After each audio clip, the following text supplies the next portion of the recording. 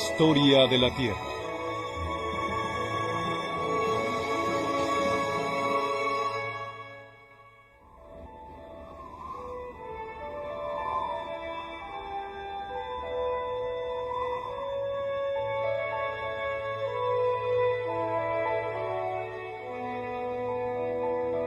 Las montañas se encuentran entre las características más espectaculares y hermosas de nuestro planeta, aunque por otra parte son algo fuera de lo común.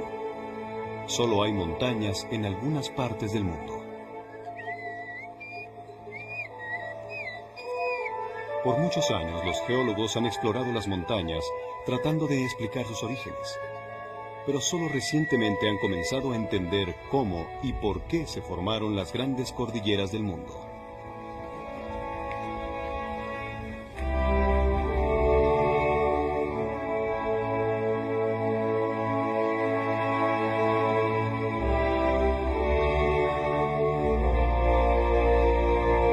Hoy presentamos El Techo del Mundo.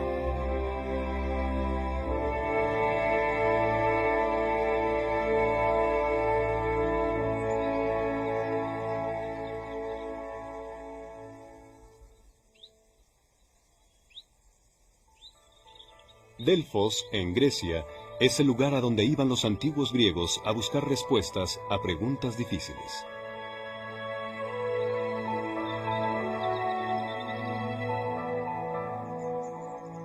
Una cosa los intrigaba, aunque quizá no consultaban al oráculo. Se preguntaban por qué se encontraban conchas marinas en las cimas de las montañas. ¿Cómo podía una criatura marina llegar a la cima de una montaña? Hoy, los geólogos se hacen una pregunta aún más fundamental. ¿Por qué existen montañas, en primer lugar?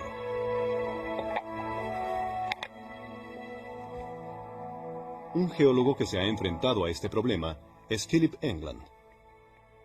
Durante los últimos 20 años ha desarrollado una nueva teoría radical sobre la formación de las montañas. Es una teoría que ve a las montañas no como antiguas y fijas, sino como características activas y dinámicas de nuestro planeta. Y Grecia es uno de los lugares geológicamente más activos del mundo. Estos son los terremotos en Grecia durante los últimos 30 años. Lo que pueden ver aquí en medio es una enorme región de 600 kilómetros en un lugar donde hay muchos terremotos. Y eso es lo que nos interesa. Este patrón de terremotos es un indicio vital en el problema de la formación de las montañas. La importancia de estos terremotos se volvió más clara hace 35 años.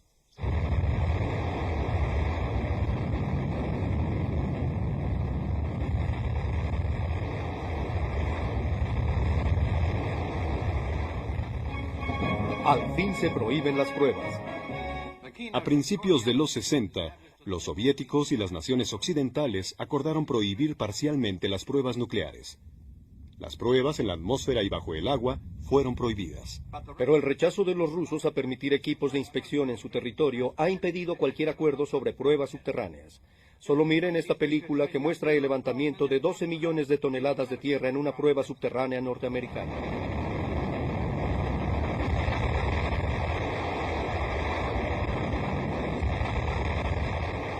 Enormes explosiones subterráneas como esta son efectivamente terremotos creados por el hombre. Así que la Fuerza Aérea de Estados Unidos decidió vigilar a los soviéticos instalando una red global de sismómetros, la forma normal de medir terremotos. Esta red detectaba explosiones nucleares y también le dio a los científicos la primera imagen global de dónde ocurren los terremotos. Se ha sabido por siglos que los terremotos ocurren en ciertas zonas y los habitantes están conscientes de ello, pero desde principios de siglo hemos estado monitoreando terremotos con instrumentos. Aunque no fue sino hasta que se instaló esta red mundial coordinada en la que los instrumentos hablan entre sí para localizar terremotos con exactitud que pudimos ver la imagen global. Y aquí está.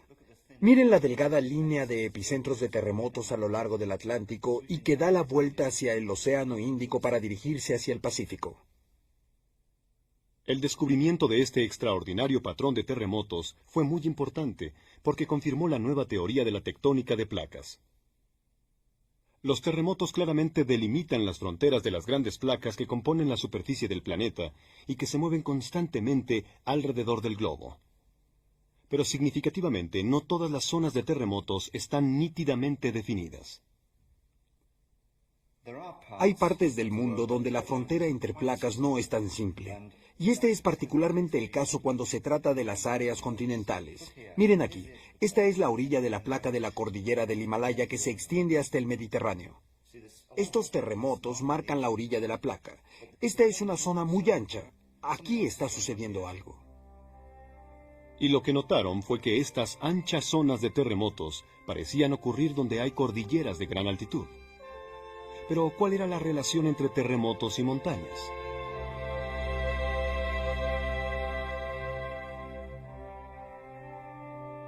La región más montañosa del mundo es el pequeño reino de Nepal, en los Himalaya, encerrado entre las planicies de la India al sur y la altiplanicie Tíbet al norte.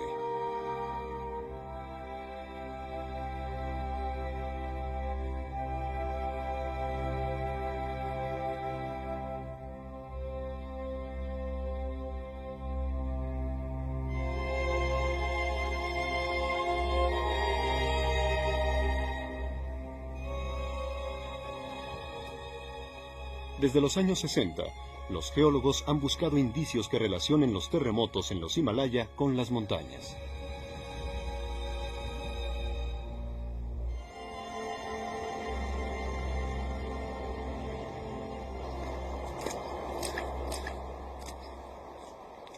Jean-Philippe Abouac hizo recientemente un importante descubrimiento. Pero él no trabaja en las montañas, sino que pasa su tiempo en las colinas donde los ríos fluyen desde lo alto de los Himalaya hacia las planicies de la India.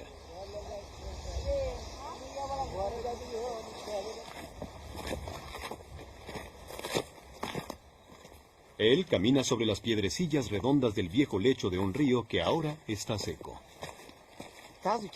Como podrán ver aquí, ya no fluye el agua.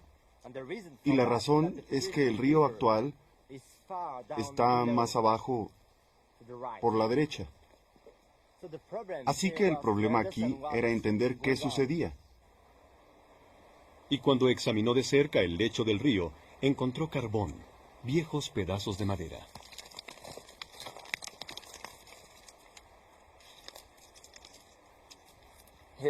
Aquí tenemos un pequeño pedazo de carbón con el cual podemos medir su edad. Por ejemplo, se determinó que esta terraza tenía 4.000 años de antigüedad y vemos que sobresale por encima del lecho actual del río como por 20 metros. Así que estos pedazos de carbón muestran que el agua fluyó por última vez en este antiguo lecho de río hace varios miles de años. La mayoría de la gente se imaginará que este es el resultado del corte del río a través de las rocas. Pero Jean-Philippe cree que sucedió algo más. Lo que encontramos es que toda la tierra a su alrededor se está elevando, llevando hacia arriba el antiguo lecho de río, mientras que el valle permanece en la misma posición. Corriente arriba, él ha determinado la edad de 3 lechos de río aún más altos que el río actual. El más alto está oculto por los árboles. Así que las rocas se han levantado como 1 centímetro por año en promedio, pero de hecho no fue un proceso continuo.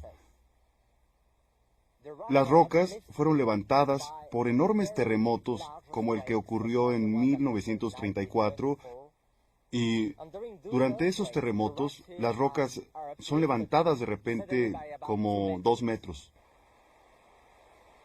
Las mediciones de Jean-Philippe muestran que la Tierra se ha elevado 1 centímetro al año. Es el ritmo más rápido que haya sido medido.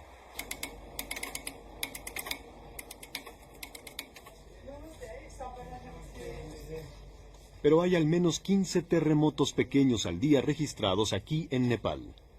Cada uno representa niveles de tierra cambiantes. Es claro que los sismólogos están presenciando la formación de montañas.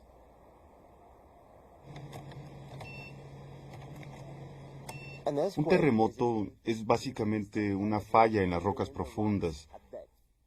Cuando esto sucede, Las rocas se rompen a lo largo de una falla que se desliza repentinamente y cada vez que esto ocurre hay un terremoto. Los sismómetros muestran no solo dónde se han deslizado las rocas, sino qué tanto se han desplazado. Y esos desplazamientos, cuando se acumulan a lo largo de millones de años, crean las montañas. El trabajo de Jean-Philippe muestra que los Himalaya están muy activos y siguen creciendo. La asombrosa conclusión es que enormes cordilleras pueden formarse en un periodo relativamente corto de tiempo geológico. Pero si los terremotos están creando montañas, ¿cuáles son las fuerzas que crean terremotos?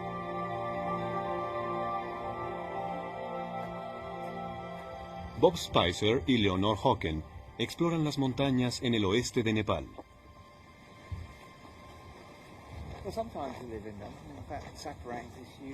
Leonor ha trabajado en las altas cordilleras de los Alpes y los Andes. Bob es una combinación poco común.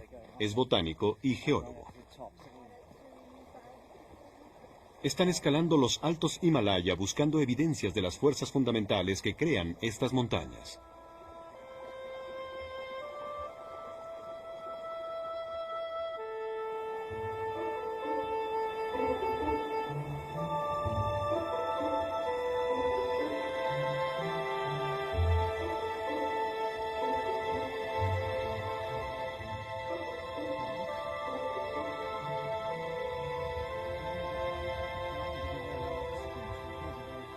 Esto se ve prometedor. Sí, es muy oscuro. Lo que significa condiciones de bajo oxígeno y es probable que se haya preservado bien.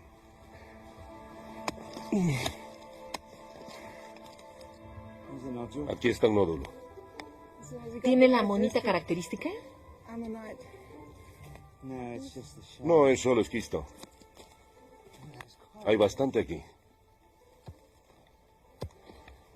Bueno, aquí estamos a 3.600 metros sobre el nivel del mar y donde estoy de pie hay esquisto negro y cuando se examina de cerca hay nódulos aquí y de hecho aquí hay uno muy interesante y si tenemos suerte y abrimos estos nódulos, algunos de esos nódulos contienen fósiles. Y aquí tenemos una hermosa concha en espiral. De hecho, es una amonita. Y esto nos dice que el sedimento es marino y por la estructura detallada de esa amonita podemos decir la edad de ese sedimento, que es de unos 150 millones de años. Queremos esa. ¿Cuánto vale? 200. Es hermosa. Cuesta 200. Amonitas similares se encuentran a todo lo largo de los altos Himalaya. Tal vez las encontraron en el río. Son señal de un antiguo océano que desapareció hace En la mucho. roca, sí. Y parece que la mayoría de las montañas están hechas de rocas originalmente depositadas en el suelo de este océano. Estamos en la zona púrpura, ¿no es así? Sí, así es. Y ha sido considerado como Jurásico inferior. Y parecen lechos de piedra caliza que se inclinan uniformemente. Sí, y los lechos parecen más gruesos a medida que subimos. Y eso es todo lo que vemos aquí. Así que creo que se trata de un pliegue muy grande. Voy a medir la inclinación. Parece tener una inclinación de unos 30 grados. Estos lechos están increíblemente contorsionados.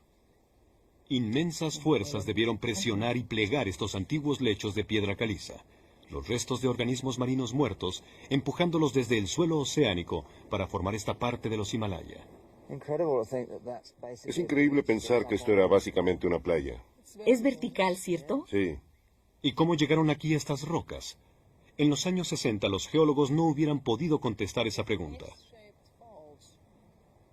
Pero luego se dieron cuenta de que los continentes se movían alrededor del globo.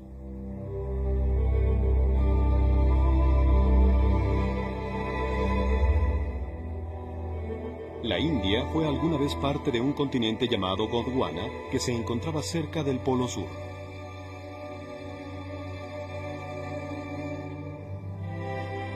Hace unos 85 millones de años, la India se separó y se movió rápidamente hacia el norte, rumbo a Asia.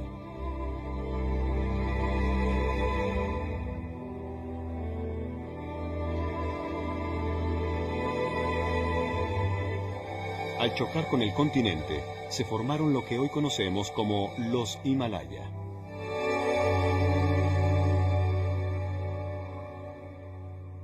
Aquí está la fuerza que buscaban los geólogos.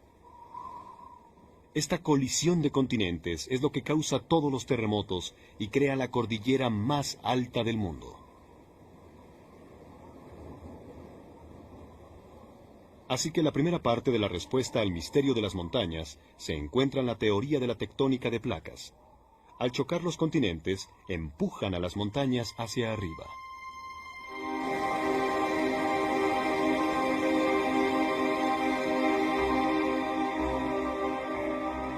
Pero lo que sucede después de esa colisión continúa intrigando a los científicos.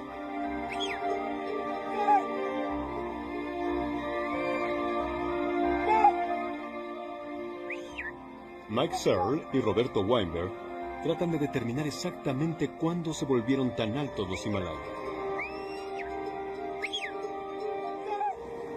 Para lograrlo, necesitan entender lo que ocurre en las profundidades de la corteza terrestre cuando se forman las montañas. La evidencia que buscan se encuentra en las rocas cerca de los altos y espectaculares picos alrededor del monte Everest.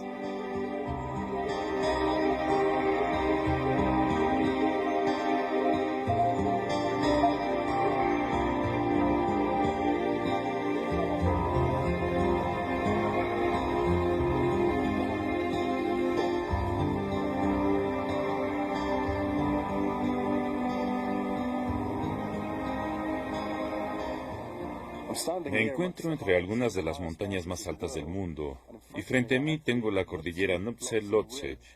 Nuptse es la montaña a la izquierda y Lhotse es el pico más alto a la derecha. Ahora a los 8.000 metros, como por 6 o 7 kilómetros. En la distancia, bajo esa nube en forma de hongo, está la montaña más alta del mundo, el Everest, con 8.800 metros. Y al dar la vuelta a lo lejos tenemos a Makalu, otro gigantesco pico de 8.000 metros. Y al voltear hacia el sur tenemos la magnífica montaña de Ama Dablam.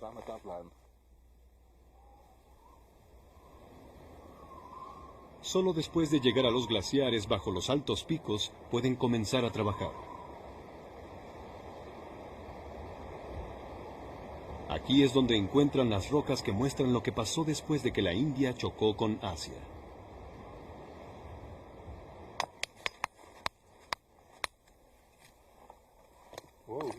Bueno, tenemos biotita.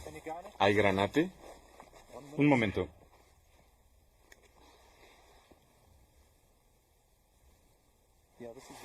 Sí, esta es la principal pieza de granito en la cual hay biotita, moscovita. Pero estas no son rocas del suelo oceánico. Ellos encuentran granito, rocas que alguna vez estuvieron fundidas. Y estas rocas de granito revelan un aspecto crucial de los Himalaya que se encuentra oculto en las profundidades. Después de la colisión, la India continuó penetrando en Asia hacia el norte, deformando las rocas, aplastándolas y haciéndolas más densas. Este proceso no solo empujó las rocas hacia arriba, sino también hacia abajo. Y en los niveles más profundos a los que llegaron esas rocas, las altas temperaturas y presiones ocasionaron que se fundieran. Las temperaturas eran tan elevadas como para fundir esta roca y formar granito, como los que vemos en las altas montañas a nuestro alrededor. Cuando las montañas se forman, desarrollan enormes raíces. Son como témpanos con mayor cantidad de roca abajo que arriba. A medida que las rocas son forzadas al interior de la tierra para formar esta raíz montañosa, se funden. Luego, mientras las montañas continúan formándose, esta roca fundida se eleva, se enfría y solidifica para formar granito. Pero, ¿cuándo pasó todo esto? Lo que más nos interesa es determinar cuándo esta roca se solidificó para formar granito. Tenemos minúsculas cantidades de minerales radiactivos que podemos usar para determinar la edad de esta roca. Y al hacerlo descubrimos que la mayor parte del granito en esta área se solidificó hace como 20 millones de años. Y lo asombroso es que esta edad de 20 millones de años es de hecho la misma a lo largo de toda la cadena de los Himalaya. Creo que esto marca el clímax de la formación de montañas en los Himalaya. El trabajo de Mike Searle confirma que desde los primeros momentos de la colisión con Asia hace unos 55 millones de años, la India ha continuado su camino hacia el norte, moviéndose a 5 centímetros por año. Y no fue sino hasta hace 20 millones de años que la formación de montañas en este lugar llegó a su máximo. La imagen de una cordillera formada por continentes en colisión parecía completa. Pero aunque los Himalayas son impresionantes, lo asombroso es que solo son una pequeña parte de una cordillera aún más grande. A mediados de los 70, la mayoría de los geólogos aceptaban que la teoría de la tectónica de placas podía explicar la creación de los Himalaya.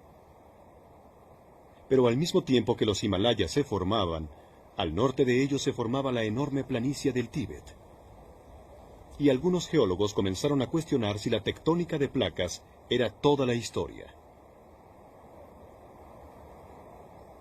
La teoría explicaba cuándo y por qué se formaron las montañas, pero tenía muy poco que decir respecto a qué tan grandes y altas deberían ser estas cordilleras. Y esa era una pregunta que Philip Enkland estaba decidido a contestar.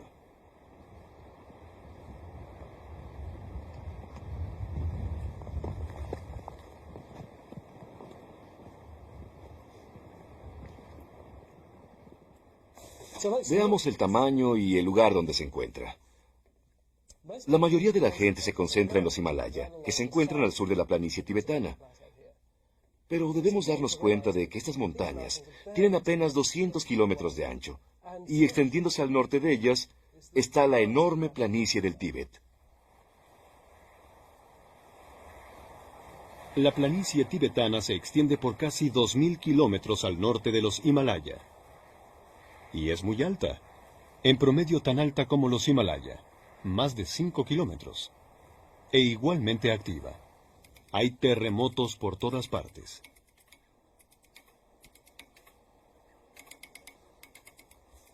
El problema era simplemente este. La tectónica de placas es una teoría sobre el movimiento de enormes placas rígidas sobre la superficie de la Tierra, y Philip se dio cuenta de que la colisión de dos placas rígidas no podía producir algo del tamaño y la forma del Tíbet. Sabíamos que la tectónica de placas no era la explicación para lo que vemos. Así que pensamos en abandonar por completo la idea de placas rígidas y tratar a los continentes como si fueran una especie de fluido. Eso no tiene mucho sentido. Tal vez porque estamos acostumbrados a ver en la superficie de la Tierra enormes montañas rígidas, en las que podrían construirse rascacielos. Pero lo que debemos entender es que bajo la superficie de la Tierra, y no muy lejos de la superficie de la Tierra, encontramos rocas que se parecen más a fluidos. Así que pensamos que podríamos tratar a los continentes como si la superficie fuera transportada por algo que es semejante a un fluido debajo de ella. Pero si las rocas se comportan como un fluido, ¿cómo es que la India al chocar contra Asia forma la planicie del Tíbet? Si Asia es un fluido, entonces hay dos fuerzas en interacción. Primero que nada, la India se introduce en Asia moviéndose hacia el norte, presionando la corteza, haciéndola más densa, y así formando montañas. Pero al mismo tiempo, la fuerza de gravedad está actuando sobre este fluido, haciéndolo más delgado, y haciendo que caiga bajo su propio peso. Y podremos ver cómo funciona si tomamos un poco de jarabe y lo dejamos caer. Y como podrán ver, está fluyendo bajo su propio peso. Pero ahora supongamos que esta cuchara es la India, y la movemos hacia el fluido. Y podrán ver que se está formando una pequeña planicie frente a la India. Y si detenemos el movimiento, podrán ver que el fluido regresa. Ahora el jarabe no es un medio muy bueno para estudiar las montañas, y lo que hacemos es investigar mediante la resolución de ecuaciones correctas, como sucede cuando se hace con una computadora. A principios de los 80, Philip y sus colegas se enfrentaron al problema de crear el Tíbet usando las leyes fundamentales del movimiento de fluidos.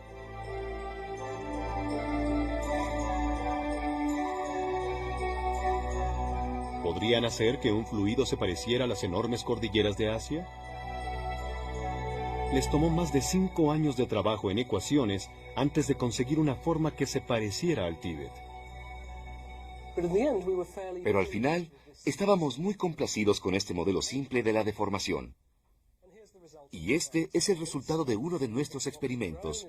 Como podrán ver, hemos creado una planicie más o menos de la misma forma y tamaño, que tiene una altitud de unos 5.000 metros. Como resultado de este simple equilibrio entre la presión de la India, que hace subir a las montañas, y la fuerza de gravedad, que hace que fluyan. Parecía que la teoría del fluido de montañas podía explicar la forma del Tíbet. Pero la teoría también hacía una predicción extraordinaria. Cuando la fuerza que empuja las montañas hacia arriba se detenga, las montañas comenzarán a fluir. Y Philip England ha encontrado un lugar donde las montañas parecen fluir hacia abajo: Grecia. Estas son las ruinas de la iglesia donde hace 2000 años San Pablo predicaba a los corintios.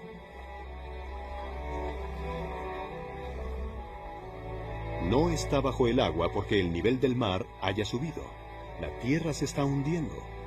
De hecho, toda Grecia se hunde lentamente en el mar. Y la forma en que está sucediendo es claramente visible en las rocas. Esto es increíblemente liso. Esto es parte de una falla que se extiende 10 o 15 kilómetros bajo nuestros pies. Lo que tenemos que imaginar es que hace como 1 millón de años había otro pedazo de roca como este inclinado contra esta falla. Y cada vez que hay un terremoto, la roca que está aquí se desliza alrededor de 1 metro, puliendo la superficie al pasar. Esto es lo que llamamos una falla normal. Una falla normal es lo opuesto a formar montañas. El terreno aquí está colapsándose, extendiéndose.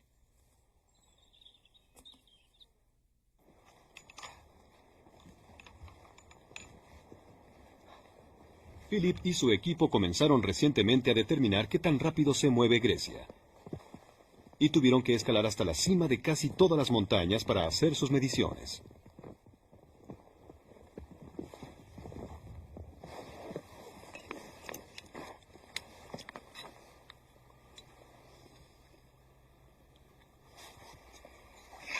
$18.9.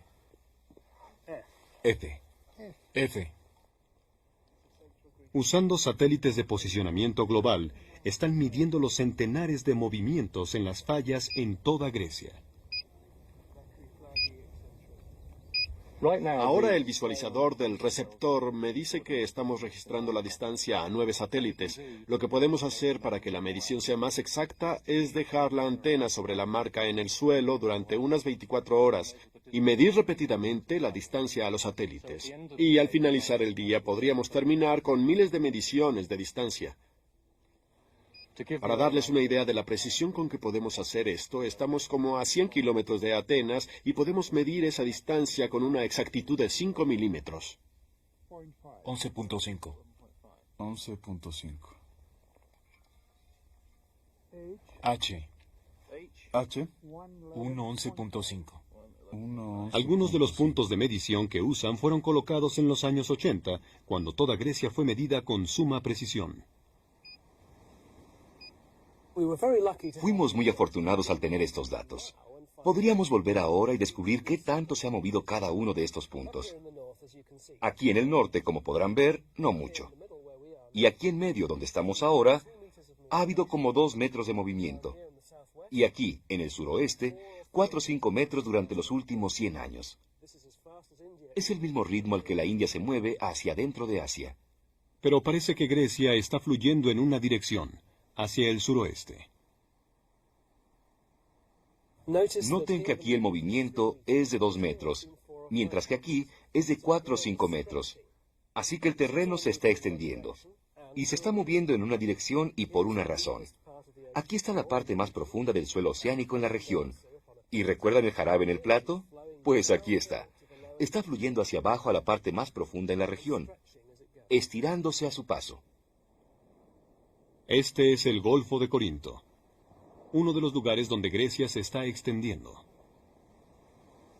Todas las empinadas pendientes que desaparecen a la distancia son las fallas normales que realizan el estiramiento. El terreno está descendiendo mientras Grecia se hunde.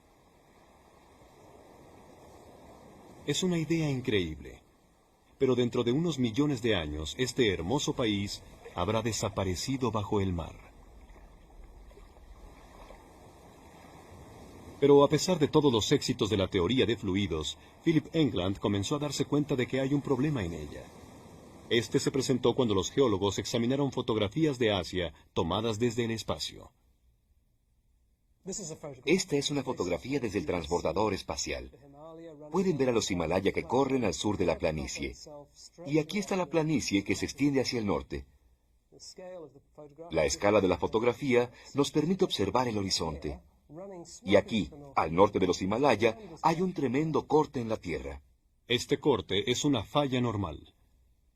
Y hacia el norte podemos ver otras. Estas fisuras se forman en las fallas medias. Aquí, aquí y aquí. De hecho, están por todas partes. En cierto momento pensamos que no era particularmente importante. Así que, a decir verdad, no solíamos hacer caso de esta clase de observaciones. Estas fallas normales no encajaban con la teoría de fluidos de la formación de montañas, porque las fallas normales se encuentran donde las montañas se hunden, como en Grecia. No lo habían predicho para el Tíbet, que supusieron se seguía elevando. Algo extraño estaba pasando en el Tíbet.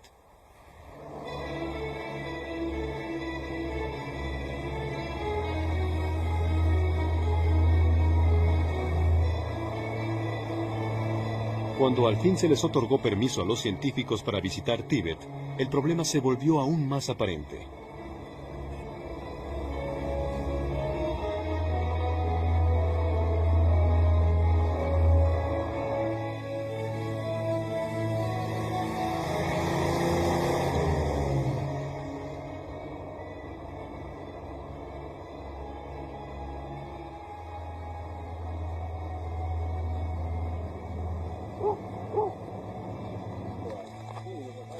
Peter Molnar también se sentía intrigado por las fallas normales en el Tíbet, pero hasta él se sorprendió por lo que encontró.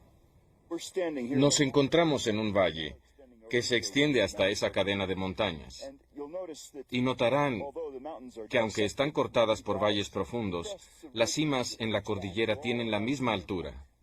Pueden ver una serie de cimas. En alguna época, esas cordilleras y este valle tenían la misma altitud. El valle ha descendido en relación a las cordilleras. Esto no es raro. Hay centenares de fallas normales como estas en el Tíbet, y esta falla está activa. Es probable que haya un terremoto en cualquier momento. Frente a esta abrumadora evidencia, los geólogos ya no podían hacer caso omiso de estas fallas. Aquí había una paradoja. Aunque la India aún se mueve hacia adentro de Asia levantando las montañas, parecía que el Tíbet se hundía como Grecia. Y luego surgió otro indicio de que algo extraño había pasado en el Tíbet.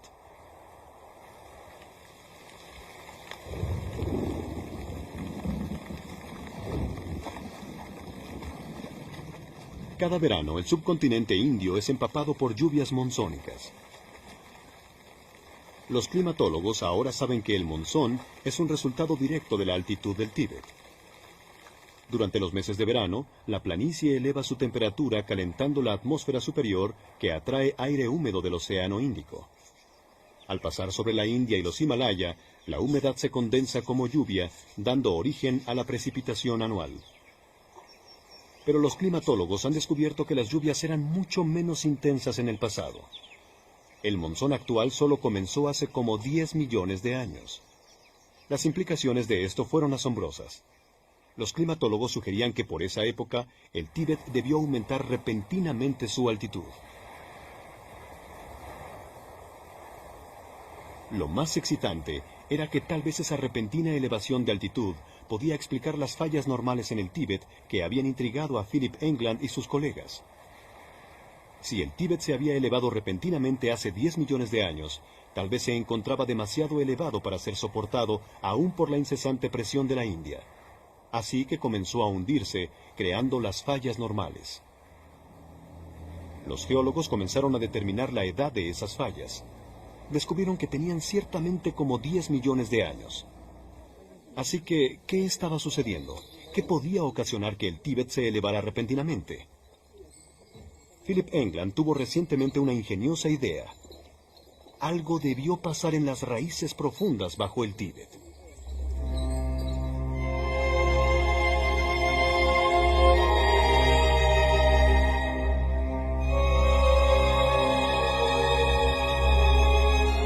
La formación del Tíbet, como la de cualquier otra montaña, se debe a sus profundas raíces incrustadas en la corteza que se encuentran bajo la planicie y que empujan el manto hacia abajo.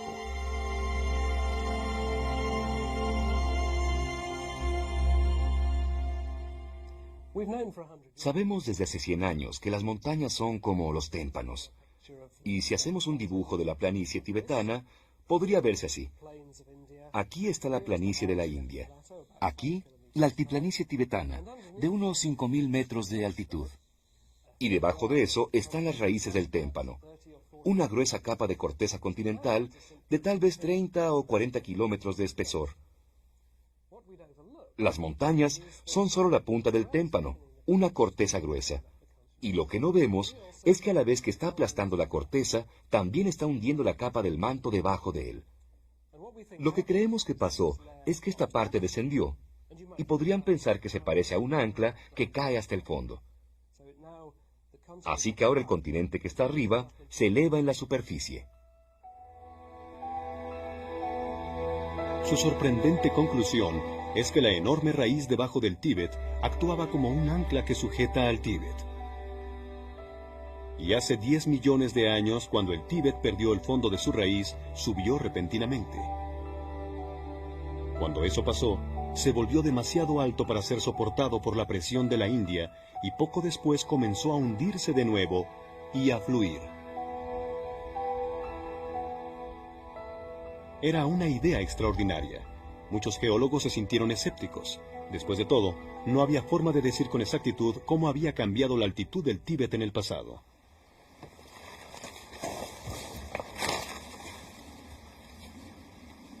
Pero entonces Bob Spicer se dio cuenta de que como botánico podría hacerlo. Las rocas no cambian con la altitud, pero las plantas sí.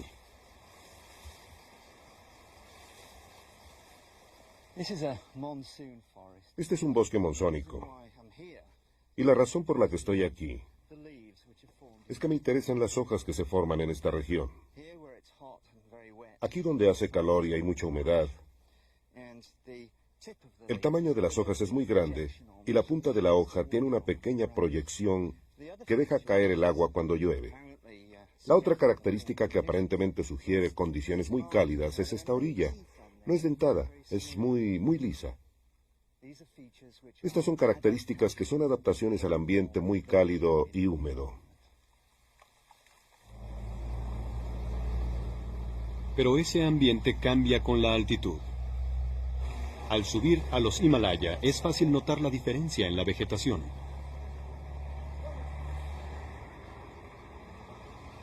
$2.000 metros de altitud es como mudarse del clima del norte de África a Gran Bretaña.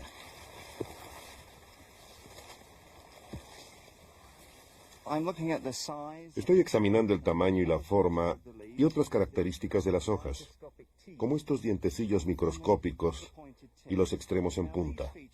Estas características son típicas en las hojas que crecen en ambientes muy frescos. Encontramos que la vegetación refleja con gran fuerza el clima en el que crece.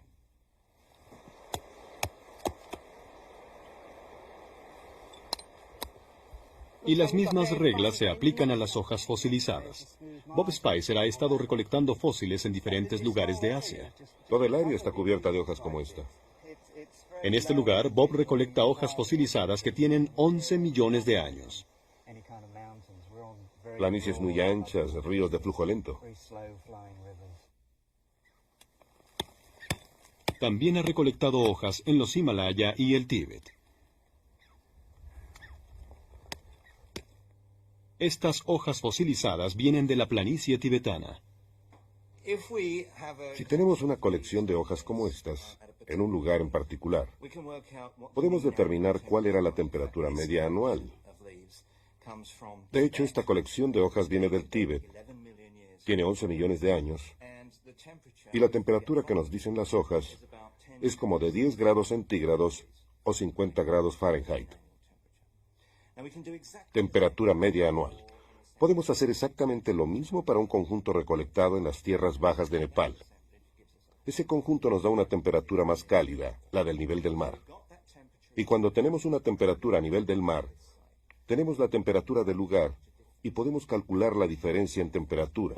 Y con esa diferencia en temperatura, podemos calcular la altitud. Ahora, este lugar del Tíbet estaba como a 2,5 kilómetros sobre el nivel del mar hace 11 millones de años. Para ir a ese lugar hoy, hemos descendido medio kilómetro sobre el nivel del mar. No hay árboles ni hojas como estas. Eso significa que en los últimos 11 millones de años, el Tíbet se ha elevado 2 kilómetros. Parece que las ideas relacionadas a la teoría de flujos pueden ser correctas. Lo que parece haber pasado es que el Tíbet subió como 2,5 o 3 kilómetros hace 11 millones de años, y luego el fondo se cayó, permitiendo que el Tíbet subiera repentinamente. La idea de que el Tíbet subió rápidamente 2 kilómetros es asombrosa.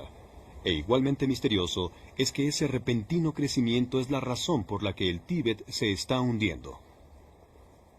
Pero el Tíbet parece no ser único. Todo este proceso parece ser parte del patrón de formación de montañas en todo el mundo.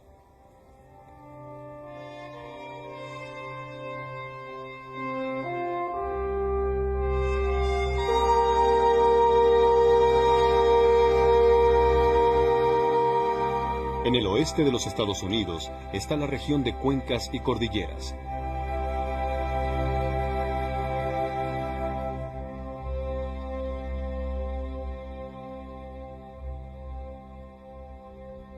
Es una enorme área de montañas y valles profundos. Uno de los valles es especialmente conocido.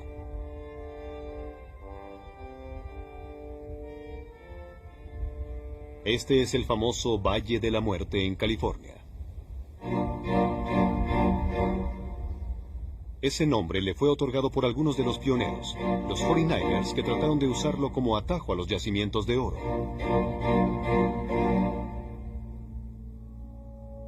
Está muy lejos del Tíbet, pero desde este valle y las montañas circundantes, tal vez los científicos puedan dar un vistazo al futuro del Tíbet. Este valle es el lugar más bajo del hemisferio occidental. Tiene 86 metros bajo el nivel del mar. Pero el Valle de la Muerte no siempre ha estado bajo el nivel del mar. Alguna vez en el pasado fue mucho más alto. Y al igual que el Tíbet, esta área perdió parte de su raíz montañosa. Todo el suelo del valle se está hundiendo.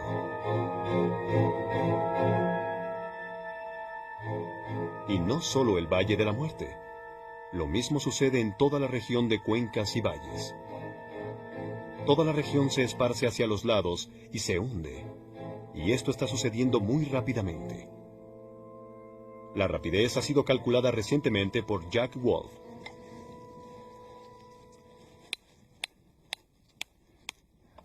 Esto parece un olmo, ¿cierto? ¿Es un olmo?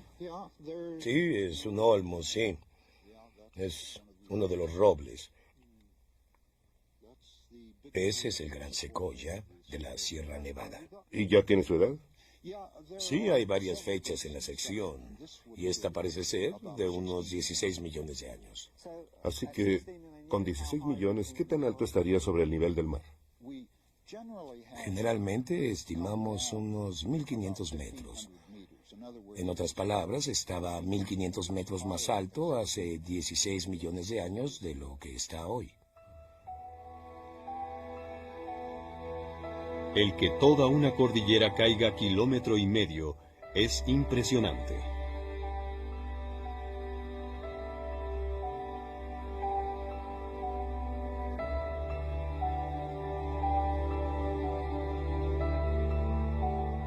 Parece probable que en unas decenas de millones de años, parte del Tíbet, uno de los lugares más altos del mundo, será como el Valle de la Muerte, uno de los más bajos.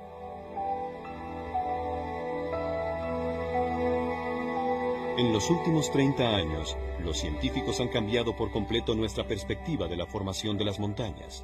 Ya no parecen antiguas y fijas, sino como características jóvenes y activas de nuestro mundo.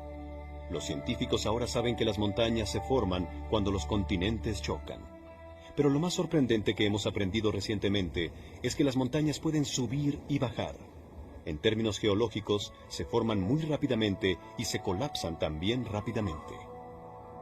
Los Himalaya y el Tíbet son solo las últimas de las altas montañas en formarse durante la larga y turbulenta historia de nuestro planeta. Pero al formarse las montañas, también ha quedado claro que han tenido un inesperado e importante efecto en el resto del mundo. Al subir y bajar las montañas, han tenido un impacto dramático sobre el clima de la Tierra.